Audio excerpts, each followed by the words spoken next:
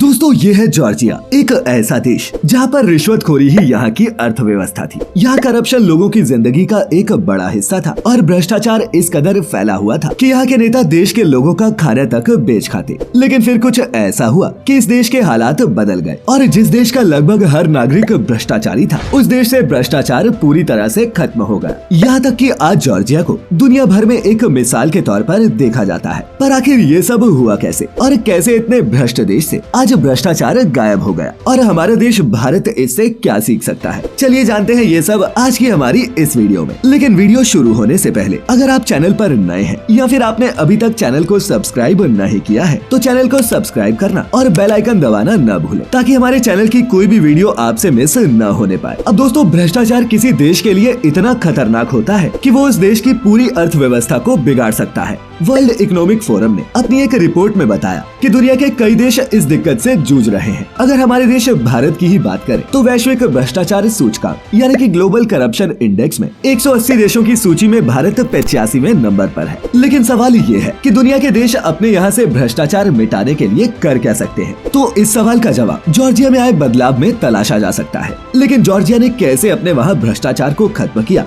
इस बात को समझने से पहले हमें वहाँ के हालात समझने होंगे। साल था 2002 जब पूर्वी यूरोप के देश जॉर्जिया की राजधानी बिलिसी में एक शादी का आयोजन हो रहा था। इस शादी में दूल्हा बना था एक युवा पुलिसकर्मी। साल भर पहले ही उस पुलिसकर्मी ने हजारों डॉलर से रिश्वत देकर ट्रैफिक पुलिस में नौकरी हासिल की थी और तो और नौकरी बनी रहे इसके लिए भी उसे हर हफ्ते रिश्वत देनी पड़ती थी और वो भी तब जब उसकी महीने की सैलरी सिर्फ $10 थी। अब दोस्तों, ऐसे में सोचने वाली बात ये है कि वो रिश्वत के पैसे देता कहाँ से था? तो इसका जवाब ये है कि वो पुलिसकर्मी खुद भी जमकर रिश्वत वसूलता था। वहाँ पर भ्रष्टाचार किस कदर फैला हुआ था, इस बात का अंदाजा इस बात से ही लगाया जा सकता है कि वहाँ पर एक को रिश्वत देने के लिए दूसरे को रिश्वत लेनी पड़ती थी। यहाँ तक कि इतना भ्रष्टाचार था कि शादी में भी उस पुलिसकर्मी को ऐसा तोहफा मिला जिससे वो और ऊपर की कमाई कर सके। आपको बता दें कि उस पुलिसकर्मी को शादी के मौके पर अपने साथियों की ओर से तोहफे में बिलिसी के उस हाईवे पर 3 दिन की पोस्टिंग मिली जहाँ ऊपर की कमाई सबसे ज्यादा होती थी। ये हालात थे जॉर्जिया में 2000 के दशक के शुरुआती सालों के। तब जॉर्जिया दुनिया के सबसे करप्ट देशों में शुमार था। जॉर्जिया की एक फेमस जर्नलिस्ट नटालिया एंटेलेवा के मुताबिक जब आप एक ऐसे समाज में बड़े होते हैं जहां भ्रष्टाचार आम होता है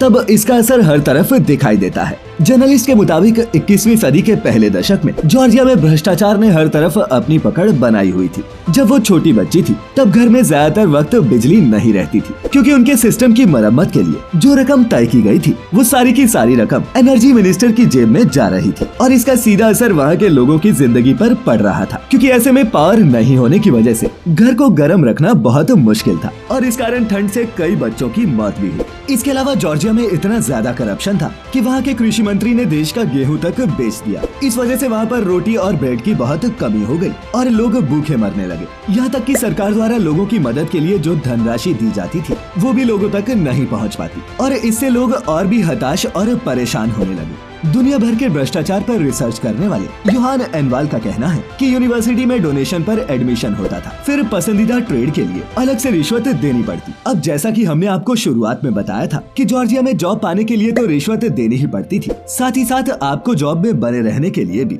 ऑफिशियल्स को रिश्वत देनी पड़ती थी। यहाँ तक कि अगर कोई ट्रैफिक रूल्स को तोड़ देता, ऐसे में पुलिस वाले चालान काटने की बजाय लोगों से जुर्माने के तौर पर रिश्वत लेकर छोड़ देते।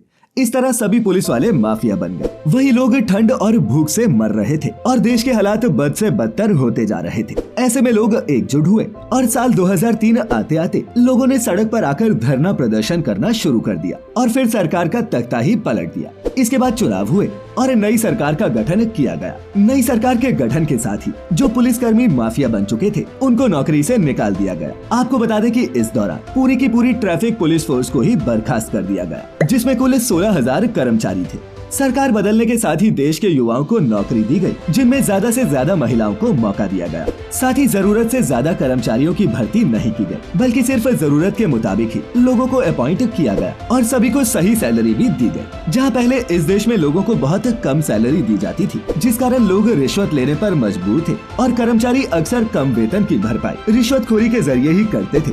वहीं बाद में सरकार के बदल जाने पर लोगों को ठीक ठाक वेतन दिया जाने लगा ताकि लोग रिश्वत लेकर अपना पेट न भरे। अब अगर कोई भी कर्मचारी रिश्वत लेते हुए पकड़ा जाता तो उसे तुरंत नौकरी से निकाल दिया जाता। इसी के साथ वहाँ पर ऑनलाइन पेमेंट्स की शुरुआत की गई, जिससे बिजली का बिल, ट्रैफिक चालान या फिर स्कूल कॉलेजेस की फीस सभी भुगतान ऑनलाइन शुरू हो गए। और दोस्तों इन सब स्टेप्स का रिजल्ट ये आया कि नई सरकार के पहले ही कार्यकाल में देश का बजट 12 गुना बढ़ गया और कुछ इस तरह से जॉर्जिया से भ्रष्टाचार गायब होता गया। जहां जॉर्जिया की गिनती पहले दुनिया में सबसे ज्यादा करप्ट देशों में होती थी, वहीं आज जॉर्जिया की दुनिया में वर्ल्ड करप्शन इंडेक्स में 180 देशों में 45वां रैंक है। चलिए अब बात करते हैं अपने देश भारत की। अब दोस्तों जॉर्जिया में जो आज के हालात हैं, उसके मुकाबले हमारे देश के हालात बहुत बुरे हैं। जी हाँ, वर्ल्ड करप्शन इंडेक्स में भारत का रैंक 86 है, यानी कि ये जॉर्जिया के 45वां रैंक के मुकाबले बहुत पीछे है। वहीं आपको बता दें कि दुनिया में सबसे बेहतर स्थिति यानी कि सबसे कम करप्शन न्यूजीलैंड और डेनमार्क जैसे देशों में है।